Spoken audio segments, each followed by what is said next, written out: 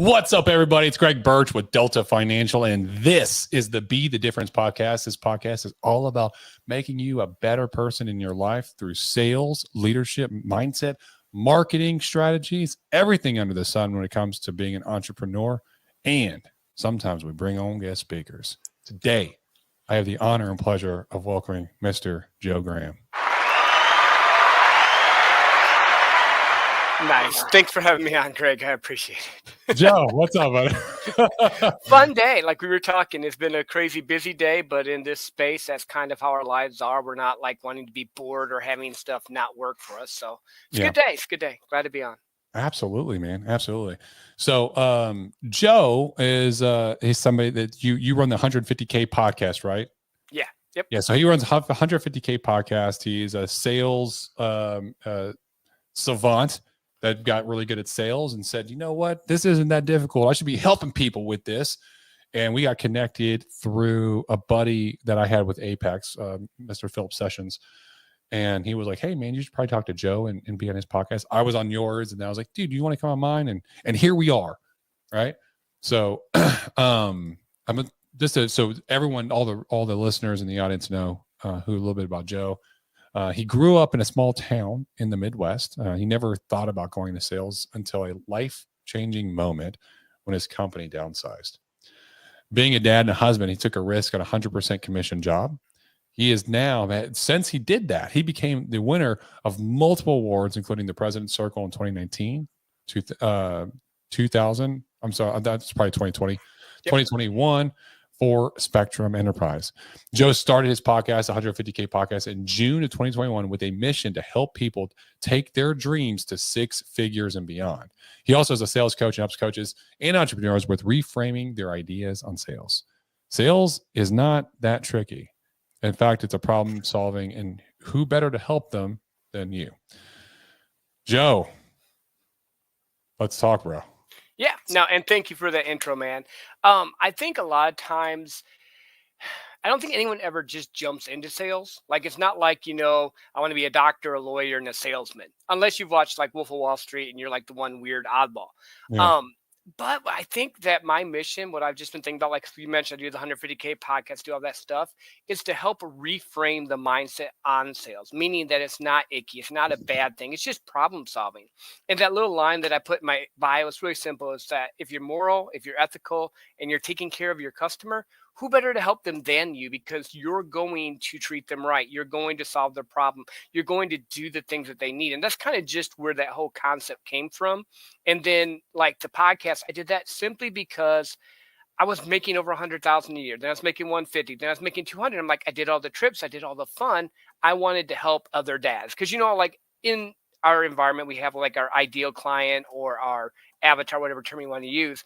And I just picture a dad with like 3 to 4 kids that, wants to take his kids to Disney, maybe his wife to Greece or Hawaii or whatever. And I'm like, well, heck, I can help him get to step one. I mean, I might not know how to get you a Lambo, but I can get you making 200,000-300,000 a year. And then you can build a life by design you want. Yeah. And I like that you're talking about getting your avatar, because it's usually the avatar of the people you want to help is the previous person that you were. Yep. And that's exactly what you're talking about. It's so powerful, Joe, because you're sitting here talking about how you had this passion for helping other dads. And it's like, dude, I was a dad. I had this difficult situation. I took that leap, and you're helping the people go through the same situation that you went through. Yeah, and I think that's where it's believable. That's where people can connect. That's where people can be like, oh, crap, he actually did what I did. And it wasn't like an overnight success. You hear in the rewards, but this has been a 16-year journey in the making of failing forward. That first sales job I took, that was a crazy risk. And like I sold and got $1,000 check and thought that was great. Now I'm like, oh crap, $1,000 check is not going to cut it. But back then, when I'm young and have a family, it was crazy. So I think the first thing I always want to just encourage people, businesses, sales professionals, entrepreneurs, whatever, is simply this: take the risk on yourself, fail forward, and just build and start, because you're not going to get successful until you actually start moving forward. Yeah, it's sometimes the small actions are better than no actions. A lot of us get way down with like wanting to make it perfect. Perfection or like great is the enemy of good, right? In the terms of you want to be great at the start, so you you're bogged down with trying to make everything just right, make everything perfect, do all the studying, never make a mistake because your fear of failure. And that's all movement that makes you feel like you're doing something, but it's not action. And if you just said, so like I'm currently reading Atomic Habits by James Clear. Great book. Have you read it before, Joe? Yeah, I love that book. I'm actually going to read it again. Yep, I read it last year. Dude, such a good book. So he talks about like to overcome procrastination, that even if you did something in a short period of time. So like if it's like, let's say that you just started this sales job, right? And your fear is getting on the phone. That's like always the number one fear is the prospecting. It's going by businesses and going and setting, like walking in and saying something and trying to get to the decision maker, or it's getting on the phone and calling that client, that cold lead or whatever. Mm-hmm. And you're trying to set that appointment. Prospecting always sucks, no matter what in sales. But if you did it and said, I'm only going to do this for 2 minutes, right? I'm going to go in one business, and then you just did it and you just committed to doing it every single day, you would create the habit of these physical action of stepping forward and doing it, that when it get comfortable, then you'd be like, well, now I can do it for 4 minutes. Now I can do it for 10 minutes. Now I can do it for 50 minutes. And then you just expand from there, because action always supersedes movement. Yes. Well, and it's funny, you just gave one of the things that I teach and talk about with people on sales teams, whatever, is success is boring. It's doing the things that you know you need to do that have an expected outcome. So like with prospecting, we know in sales, if you don't prospect, you're not going to make any sales because you have no one to talk to, no one to help. And I love that. And James Clear's book's great. Like I love digging into it. And I've looked at my success has actually come from keeping those same little habits and time blocking and doing the things that I need to do to make me successful every day. And then the sales come in. It's never been I had this one call and I did that and it was great. And you're right. No one likes to prospect. But when you realize the power of prospecting and the actual ability it takes the pressure off, then you fall in love with prospecting. So in the beginning, no one likes it. But as you go along, I actually love prospecting now because I have more opportunity. I have more people I can help, more people I can talk to. And now it's not like, oh, crap, Greg, I have one deal. I got to close this or I'm screwed. Now it's like, I got 25, 30 deals. If you want my help, great. If not, that's cool. No problem, because it takes that pressure off. But it's like you said, it's always those little steps. Mm-hmm. And I mean, that's even a good point right there, where agents will get so, and I'm talking in life insurance, they'll have one deal. And they'll pour everything into that one deal, and then they'll stop the activity. It's like, well, I got this big deal over here. I got this big annuity or this big IUL or this big case, right? And I got to make it. So I'm doing all this stuff for this, and I'm focused on it. And it's like, you should be still filling your pipeline. Let that process on its own. Get out there and go do some work. Continue, get more big deals. Get like 30 big deals. Get 100 big deals. And then by the time you get to 100, the first one that you're waiting on is now following through, and either it's paying or you're realizing it didn't go through for whatever reason. You still got 99 in the pipeline. Yep. And it doesn't cripple you. You're not like, oh man, that sucks, right? Where if you just wait for it, you're like, oh, this is gonna be a big deal. I'm gonna wait for this done. Then I'm gonna do another. The rookie mistake. Because then that's going to give you that roller coaster of sales, that up and down. So, yeah, and I think that's something that you almost have to experience, because I've tried to train people on this multiple times. Like, yeah, but this one deal will make me so much. But yeah, you have to build the pipeline. You have to touch as many people as possible and do the mechanics that you need to do. Because it's not like the TV shows or the movies where you just get on the phone and you just say the greatest things ever. In fact, I think when we were on my podcast, we were talking about it. My first sales presentation, and I'm doing a flip chart on it, I looked at the customer and said, I can't do this, and almost walked out. And he goes, dude, I like Home Depot. I'm buying anyway. You're fine. And right then and there, like, oh, crap, it's not about me. But in the beginning you think, oh, it's about me. What are they going to think? What are they going to do? But in reality, it's not about you. It's just you helping them make a decision. And you don't make the decision for them. You just give them facts. You give them, ideas. You guide them down the process so that they can make an educated decision, and you move to the next person. You do that long enough, you win. Absolutely. I love my first. Do I remember when I first started and I was getting in the field and I would go to people's houses, I would get so nervous. I would start sweating profusely. And I'm talking like my pit stains had pit stains. Dude. Been there. It was so bad. And I would wear a button up because I was like, I gotta look professional. I got to look professional. So I get a button up on, I'm on like a long sleeve and I got some slacks on, and I would go in, and the second I sat down, I would just feel it. I would just my face would start sweating, and then my body starts sweating. Yep. And then you start to see wet spots all over my shirt. And then, and they would be like, "Are you okay? Like, do you need me to turn on the AC?" And I'm like, "No, it's okay. Like, I just sweat a lot. I could be in a refrigerator and still sweat. I'm good. Like, I'm a big dude.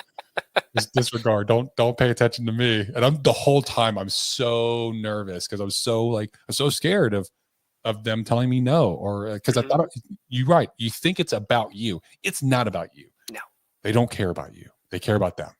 Yeah, well, it's funny you bring this up because I was helping a friend of mine probably about last March, and he was having an issue with, well, I'm getting told no, and what about this, and what about that? And I'm like, dude, a no now does not mean no forever. It's just you have to realize that it's not about you. That fear of rejection, you have to get past it. And we did a little session and all, and it was crazy because he was making about $1,000 a month with his business, and he 20x'd it in like 3 months. Once he realized that he was just trying to help them and he got it past the whole fear of rejection that I think all salespeople would deal with because we're human. Yeah. It just that little mind shifts. And I think, especially with people in your industry, they just got to get past the point of, I'm just trying to help people. It's not about me, and move forward. And they'll see so much more than the perfect offer or the perfect presentation or the perfect thing here or putting all my ducks in one thing. So yeah, dude. But yeah, I've done all the sweatiness stuff. I've had dogs laying on top of me. It sounds like you've done door-to-door type of stuff too, where you just go in and you never know what's going to happen. Yeah, if you can do door-to-door sales, you can do any sales out there. 100%. I'll put a door-to-door guy up against any polished person, because if you can go to someone's house and get them to talk and buy something from you, you're golden. Yeah. I when I first started insurance, I did B2B and B2C. And we used to go business to business. just pop in and be like, "Hey, is the owner here?" And like try to get with the decision maker. And then we would go to neighborhoods and we would just start knocking and be like, "Oh yeah, I was just going to knock and see who's home." just for shits and giggles. It's like, okay. But it works. That's the thing people don't realize. I did when I got into Home Depot, or not Home Depot, I did at Home Depot too, but even with Spectrum, to get into the company, because I was wanting to get into it, I had to do door knocking. I had to go sling cables. So I had to go from selling investments to the top 5% to selling cable to grandma down the street, which is a humbling experience to begin with. Oh yeah. But I learned so much in that process. And like you would just walk up to a door and have a conversation, talk to them. I'm in Dallas, Fort Worth area about their Cowboys thing or their little gnome that no one's ever said something to them. Make the connection, and then you just open them up. And it's such a different sale, but I actually kind of miss it every once in a while now because I'm in the B2B world hardcore, except for when I'm doing coaching and stuff online. Like I'm calling people all day long, businesses and stuff, and that's a different game. But yeah, that I love door knocking actually sometimes. It's been a long time since I went door knocking like that. Just like the cold door knock. Yeah, that's a rough life. I'm gonna say. I'll be honest. But it teaches you a lot. And this is when it comes to prospecting, is that everyone's trying to avoid it. Everyone's trying to avoid it. And there's, to be honest, this is specifically, I know it's in insurance, and I'm sure it's in other industries as well, because I get hounded on LinkedIn and Facebook by all these different companies that are trying to sell me their services, where they will be like, "Hey, we'll set your appointments for you so that you don't have to prospect." It's like, I'm gonna be real. I mean, I fell victim to those things. I've tried them, and every single time I've tried them, they're terrible. Yep, they're terrible. It's just not the same thing. And if you shy away from the hard work like that, every single time you shy away from the hard work, it's not going to have the output that you expected, or the input equals output. Every single time. And if you put no input in, you're just paying somebody else to do it blindly, and you don't know what their input's going to be, your input's going to be shitty. And so if you just like committed to that, hey, I'm just going to, you know what? I'm just going to do this really crappy task. I'm going to go shovel shit. I'm going to go do it. And like, then you realize it's like, A, it's not that bad. And now that you shoveled it, it looks a lot nicer here. And now it's actually a good area. Like, it's not that bad. Right. And just do the hard work, get into the prospecting, fall in love with the prospecting piece, man. If you master that, sales is not hard. It's not. The sales piece is actually the easiest piece. The prospecting piece is the hardest piece. If you can master that, and it's really just like getting denied, like having a conversation. Hey, I'm Greg. I'm looking to see if you need help with this. Nope. Okay, thanks. Next. Hey, I'm Greg. I'm Greg. I'm looking to see if you need help with this. It's that simple. Like, it's just hard because you're trying to find the right niche people that are looking to lend an ear and hear you out, right? Mm-hmm. And it's a lot of rejection. It's no different than than dating. And back in the day, dating, everyone's trying to do dating apps with their prospecting, and you need to go back in the old days where you just go out and meet people. You know, that's how it needs to be, because you prospect like that, you'll never have a problem sitting in front of people. And if you're sitting in front of people, you're gonna sell. It's funny you said that, because when I've done some trainings, I relate it to dating. I'm like, okay, if you're cold calling and prospecting, what you need to do, it's like going to the bar at 8:00 and you're trying to take a girl home. She's got a bunch of options and you got to convince her that you're the right person. Where like the dating apps and stuff, it's midnight. They're going home with someone. There's a little bit of a lay down, but it's not the same thing because you didn't work for it. You didn't put the time, the effort into it. So you don't have the actual relationship with it. You did mention the other thing which I thought about was this. I actually schedule the boring times. So like I do what's called golden hours. So like I time block my day on purpose so that I can be consistent in prospecting, because if you don't set a time for it, you will put it off. So like I do admin from 6:30 in the morning a lot of times till 9ish, and then from 9:30 to 11 I'm making cold calls. I take a lunch, and then from 12:30 to 2 I'm making cold calls. Why? Because if I'm not talking to people in the sales, I'm not making money. And if you do that every day, like we were talking about James Clear, that compounding effect, think about it this way. Say you call even 100 people a day. That's 500 people you've touched. You can do an email marketing campaign touching another 700. That's impact. Like you start getting those type of numbers, you don't even have to be good at presenting. See, I can't even say it right. You don't even have to be good at presenting at that point. You just pretty much at the law of averages, you start to get there. And then you can get in what we call in the sales world bloodied. And you get into those conversations and you get to understand, okay, cool. I said this, it didn't work. Now I'm going to shift to this. And I'm going to be like, oh, wait a minute. I shouldn't product dump on them. I should just ask them, hey, Greg, what issues are you dealing with your company? What is it that I can help you with? Hey, my company does this, but I want to talk about that. I want to find out where you're at. And then you just begin to open them up. And like you said, it's just like, yeah, it's so much better. Yeah, it is. Prospecting is everything, man. And I mean, there's all different kinds of ways. You can do the cold calling, you can get leads. No matter what, you have to pick up a phone, you get a call, do an email campaign, you got to send some information out, you got to generate interest and maximize the amount of touches that you can have in order to just get an interested party to sit down with them and have a conversation. That's it. And find out what the pain points are. Find out what their wants, their needs, their desires, what keeps them up at night. You know, what are they afraid of, and learn about them. Take the time to learn about them. The product sells itself. It will every single time. When if you open them up, then they tell you what their problem is. Exactly. So instead of you going through, I have this option, this option, this option, we're great. You're like, hey, what's your problem? Oh, it's this. Okay, cool. Hey, this would work for you. And then you just use the Ziegler principle. You know, you help as many people as you can. You'll never lack for money because you're helping as many people as you can. Sales has been relationship, and we've been having it for thousands of years. The problem is now it's just been shifted into it's icky and bad. And in reality, it's not. It's just helping people. Yeah, they're going to buy from someone. It's like the book "To Sell Is Human" by Daniel Pink. Great book, by the way. All of us are salesmen, saleswomen. All of us have been selling all of our life. And anything that you've been selling since you were a baby. Yep. I mean, trying to sell your parents to get you something, to give you something, to let you do something that they didn't want you to do, to sell your friends, you know, influence, to choose your side, to sell your boss in order to hire you, your future boss, or to give you a raise, to sell your girlfriend to become your fiance. Yep. Or your boyfriend to become your fiance, to spend their life. You're selling yourself for them. They're selling a concept, an idea, right? It's influence ultimately across the board.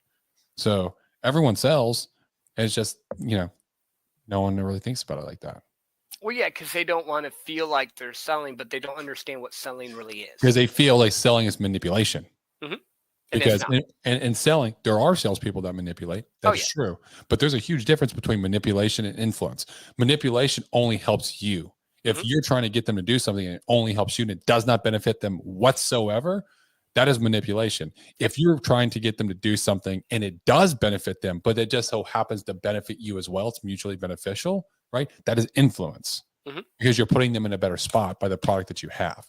You need to wrap your, like, get your mind around the whole concept of manipulation. Like, you're not manipulating anything when you sell, you're influencing, which is a much better thing. Yeah, well, and that's where I've been trying to change the dynamic. That's where I've been posting a lot more. You know, my buddy George Bryant talks about relationships beat algorithms. I did a post yesterday, people before profits, and I got some pushback on it. I was like, what the heck, Greg? Why are they pushing back on it? And I realized that I had two groups. One, probably people that had been burnt by salespeople before, and two, people that were just in that transactional environment. And here's a crazy thing that you can separate yourself from all the people out there is, if you make it about relationship and you go deep, you win. If you make it transactional, they're going to get burnt, and then they're going to tell all their friends and family never to use you again. But if you take the time and help them, they're going to tell their friends and family too. So go deep, and you can build such a market if you're willing to take a little bit of time in the beginning to build out what you're doing and help people instead of, hey, Greg, buy my product. Oh, bye. You know, you have to take them through that whole process. But it's a huge mindset shift in our country right now. When you're selling, no matter what sales environment you're in, when you're selling, you have to sell with the idea or the desire to make that entire experience. It should be a customer experience so undeniably great that they want to go brag about you. Yeah. That they want to be like, man, this was the best ever. Like, what happens when you go to a really nice restaurant? What do? You tell every single person about it. You're like, dude, I just went to this bomb restaurant. Man, the food was awesome. The service was awesome. The waiters and the staff, like, they were so awesome. The manager came out, the owner came out and talked to us. They gave us this, that, the other. Like, it was such an awesome night. It was like the ambiance, this, that, the other. You're going to tell everybody about it. Your sales process needs to be like that. So where it's so undeniably great, they have to tell people, because when you're remarkable, people remark about you. Yeah. And they tell others. Yeah.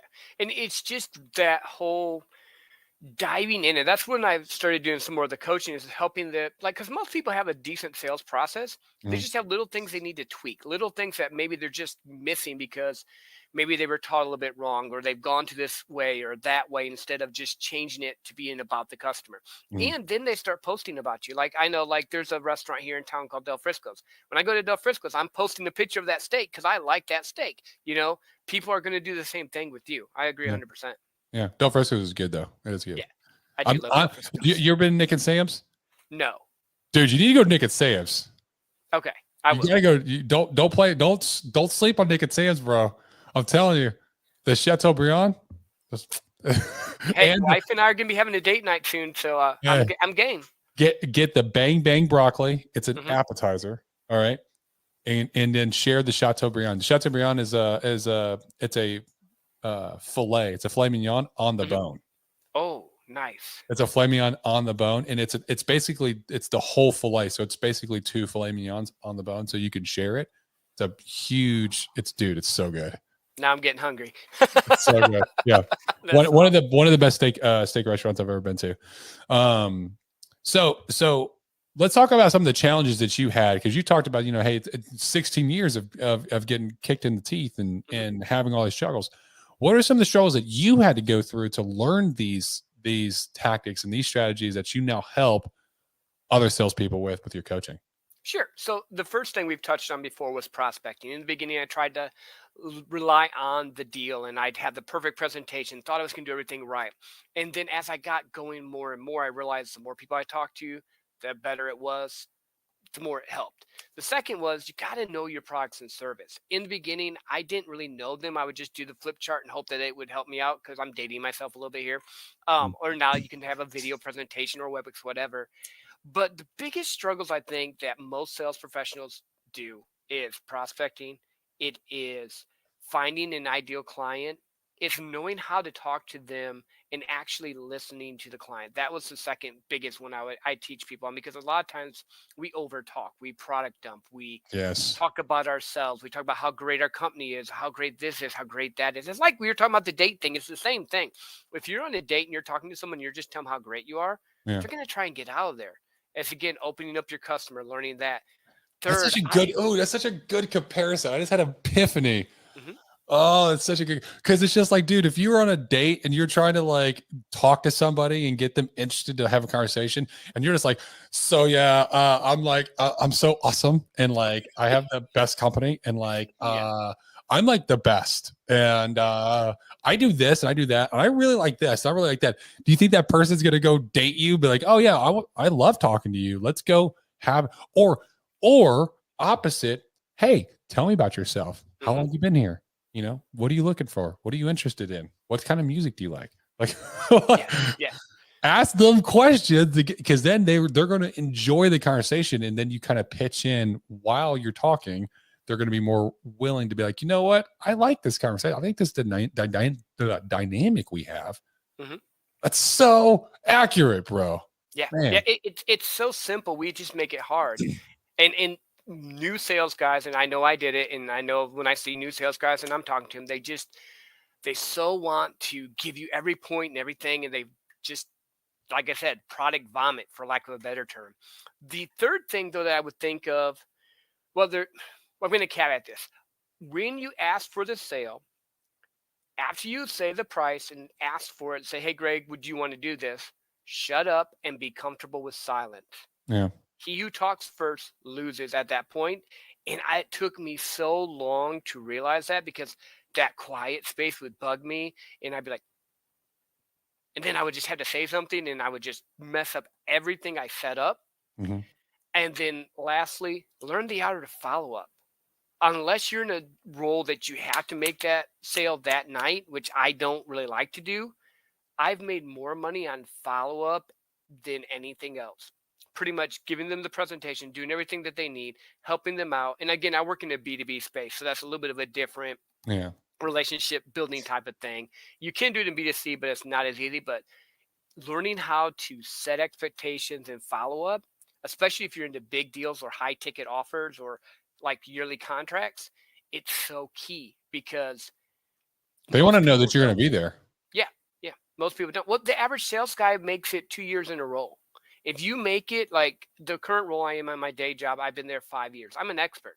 I have people calling me from 3-4 years ago just ordering, because I just stay in touch with them. And at this point, it's not even selling them anything. It's like they know I sell the internet, fiber, all this stuff to them.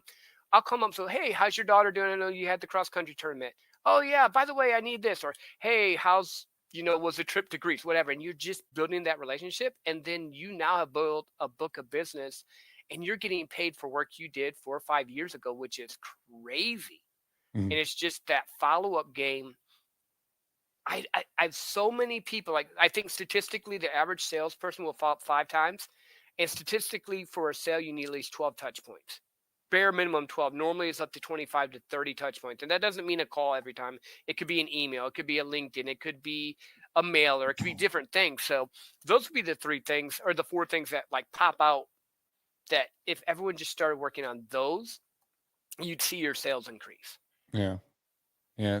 And for our B2C, it's a little different, but it depends on the product. It depends on the product that you're selling, because there's some products that take a lot more touch points and it's a longer sales cycle. Whereas there's some, like, literally it's the sales cycle is like 15 minutes. It's like, okay, hey, you're approved, done. Now, if somebody wants to do it, or they're like, I got to think about it, should you follow up? Yeah, you should. How hard is it to send another text and say, hey, I was thinking about you, this, that, the other. Also wanted to show you this. I forgot to tell you about this. Provide value. Provide some value where they come back and say, hey, let's re-engage this conversation, right? And that's absolutely key. I've actually had quite a bit of sales in my career where I didn't get it on the first time, and I'm used to like selling right there in the home. That's kind of like how we're taught as insurance agents. Yep. And I would just reach back out and say, hey, wanted to reach out and see what your thoughts were and see if there was anything, other questions you had. And they're like, actually there was, just happened to be right timing, you know? Mhm. And usually that's what it is. Because what happens? Life takes over, especially with B2C. Life takes over, you know, next thing you know, they're back at work. Their dog got hit by a car. Their tire blew. They got to travel with the family. Kids sick. This, that, the other. Your product's the last thing on their mind. It's Mhm. the last thing. So then when you come in back and reintroduce it, they're like, you know what? I did have that talk with my wife. We do want to do it. Yeah, let's have another conversation. You Yeah, know, and B2C is just shortening that cycle. So you need to know what your cycles are. Like a lot of cycles in B2B is 3 to 6 months. A lot of cycles, like you said, in B2C is one day. I'm going to show up. You have an interest in this product. And in B2C, it's more of even that numbers game even more. The more yeah, you can touch, the more you can do. And then making sure the ones that you don't miss, coming back and just getting some of them. You yeah. know, it's all about impacting people knowing that you're going to do it. Like, how many times have you not reached out and then you finally get the courage to reach out? And when you did, you go, "Oh, I just bought it from Pete." What do you mean you just bought it from Pete? I talked to you. Da, da, da, da, da. It's like, you didn't get back with me, bro. I thought you were not doing it anymore. And I'm like, oh, Yep. that's it. It happened plenty of times. Yeah, but we were talking about how, different things that I've dealt with over the past 16 years. That one burns me more than anything because I love to win, but I hate to fail more. Like, in Mm. my mind, I hate to fail. Like, if I'm doing something and trying to get stuff to work, I want to make sure I can So touch and help as many people as possible. that's a good theoretical topic. I like, and Mhm. we're going on. I like this conversation. We're just going all over the place. Is do you think the love of winning or the hate of failing, which one is more powerful to you? For me, it's the hate of failing. And, Yeah. and it's really, when I was younger, it was the love of winning. I thought it was great. But now it's more of, the more I level up, the more I build my business, the more I do different things. I I hate failing. Like, and maybe it's just because I've won enough that doesn't excite me. But like, I don't ever want it to be I didn't do the right thing to get them to make the decision. Now, them saying yes or no is fine if they decide not to go with me. But I want it to be I did it. Mm. Like, I did everything I could. Yeah, totally, in my mind. See, That way. I'm the opposite. I used to hate the failing Hmm. so much that it would drive me. But now, as I've gotten older, I'm more of a love for winning because I feel like when I'm failing, I'm like, I'm leveling up. I'm learning something, and Hmm. and it's going to take me to the next level. So like I kind of embrace it, and I know it's going to fuel my next win. It's going to Yeah. help me to get better, so that I can. So that my love of winning now is higher than my hate of failing. That's interesting because, like, mine used to be the other way. And I Yeah, don't know. Again, we go through different stages of life and different transitions and all. sure. Like, I'm transitioning from doing sales to training sales and doing stuff. So that's just a different thought process in my head. But yeah, no, that's definitely interesting. But this is a good theoretical topic to have, you know, just to Yeah. see what people's mindset are, you know, because everyone has their own reasoning and justification. There is no right or wrong way, right? It's just, you know, whatever the stage of life that you're in. Yeah. And So, who you're trying to help and what you're trying to accomplish. yeah. And, you know, failure's not a bad thing. So it's not, maybe you're right. Maybe it's not the right word, hate to fail. I just have always been, I don't want to lose type Yeah. of Hate to person. lose. Hate Yeah, to hate to lose. lose. That's the word. I don't like the word fail because failing, like you said, is you either learn or you win. That's it. Like, and I'm totally good at learning. I've gotten bloodied many times in calls, in presentations, and all that stuff because I like that. But yeah, I don't like to lose. Yeah. Yeah. Um, so you're still selling, you're doing sales coaching. How did you get into sales coaching? What prompted you, and like what was your pathway to start getting into that coaching? It came through the podcast. So, like I said, I was doing really, really good with my day job. I wanted to help other dads do it, and they're like, "Hey, can you help me?" I went to a couple events, and people are like, "Hey, can you help me in this?" I'm like, "Yeah, I can probably help you. That's fine. It's easy to do. It makes sense for me." And then I was like, "Holy crap! Every time I'm talking to someone, I'm helping them do this. Maybe there's something here." And then I talked to my good friend George Bryant, and he's like, "Yeah, dude, you're really good at this. You're heart centered. Your heart's right with it first. You like helping people, and you can make an impact. So you should move forward and do it." And that's kind of just how it started. And really, in the last 6 months, I've actually started pushing it and doing it more. So in the beginning, I was just doing the podcast, helping people and just making money. But now it's like, I have this gift. I can help people and impact them and help them, build the life by design that they want. Because I look at sales as a toolbox for me. At my end game, really, Greg, is helping people build a life they want. Like for me, it's travel. For me, um, it's travel, really. Like I don't care about cars. My wife likes cars better than me. I know that's crazy. I want a cabin in Montana. I want a house in Kauai. So I want to build a life by design. Well, how am I able to do that? How can I reach that? Through training people with sales. Through sales is how I made my money. So the more people I help with that, I know that's a really long roundabout way to say it, but it kind of just organically started to shift. Man, I love that. I love that. It's just very altruistic, right? Mhm.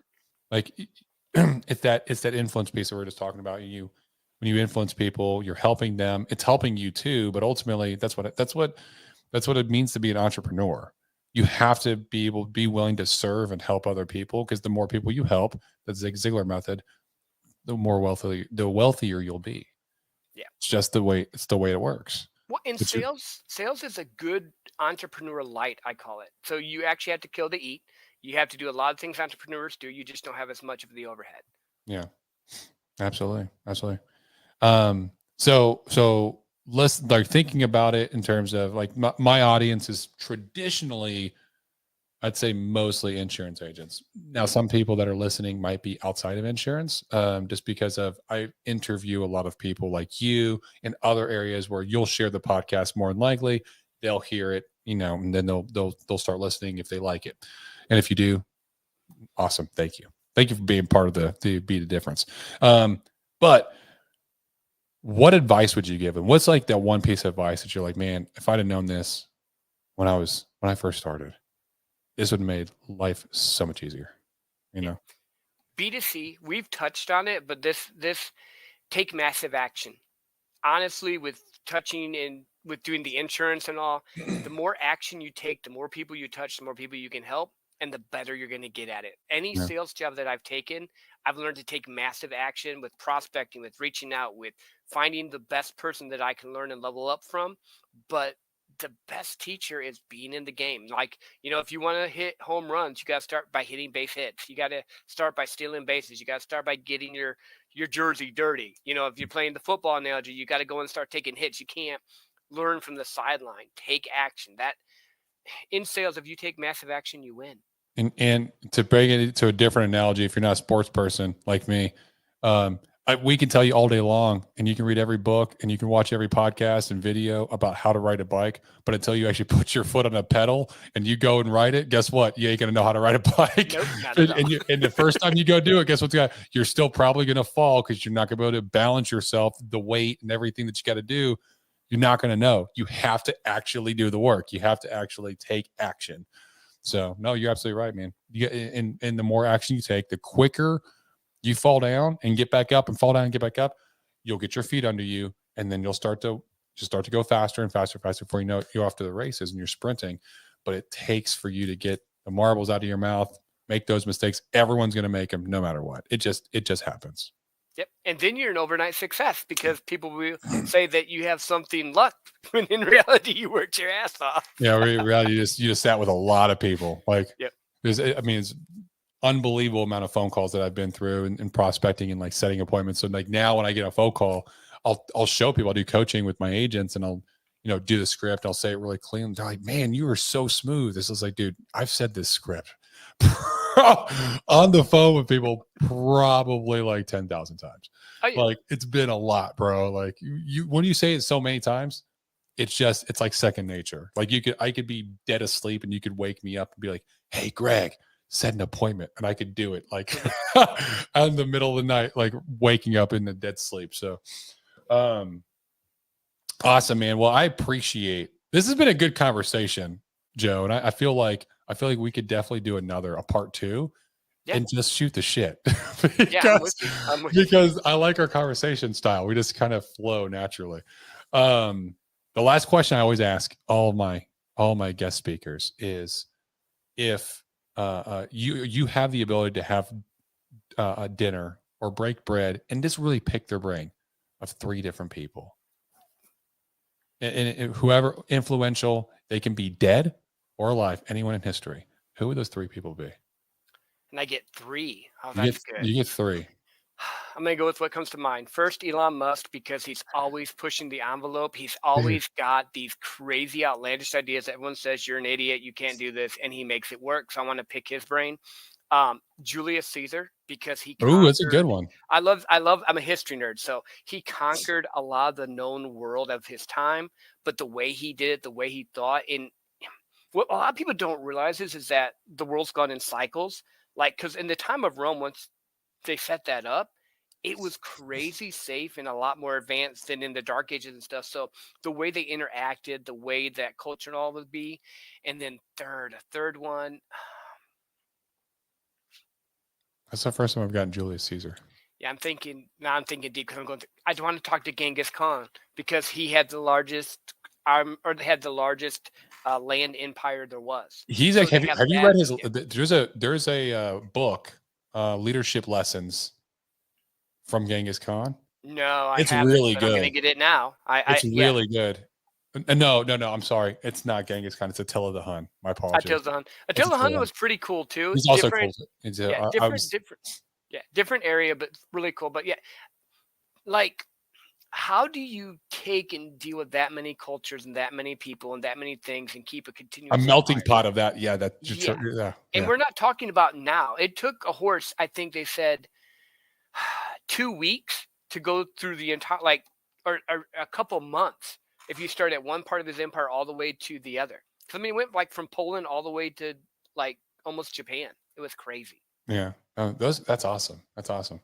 Well, Joe, thank you so much for coming on the podcast, for giving us your time, your knowledge, your wisdom, your experience. If anybody wants to reach out to you, they're like, dude, I love the way that he teaches sales and the way he speaks and kind of breaks things down simply.